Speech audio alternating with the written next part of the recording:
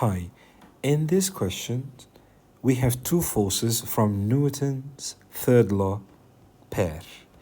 According to Newton's third law, you should have two equal and opposite forces and same magnitude, means value, and opposite direction, and the same type of force as well.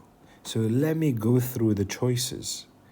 From D, the forces are the same type of forces. Same type, it means they are contact forces. So I brought this diagram from the internet. So the ball here is exerting a downward force, which is the blue one, F2, this ball from the ball on the table. Then the second one is from the table on the ball. It's a green upward force, which is force exerted by the table.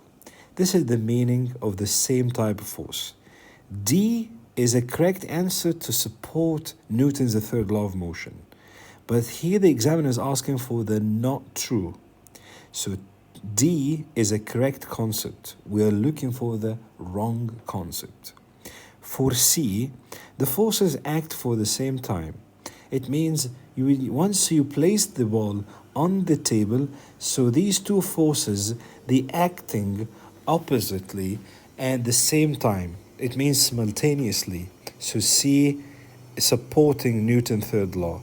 For B, the forces have the same magnitude.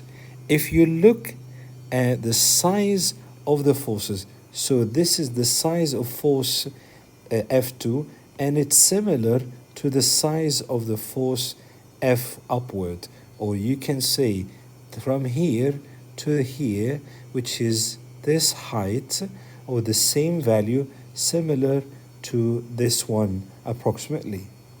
So B and C and D, they're supporting Newton's third law.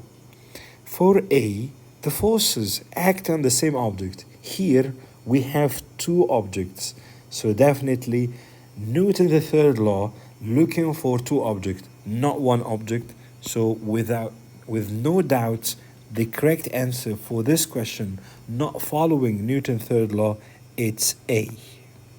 See you next video.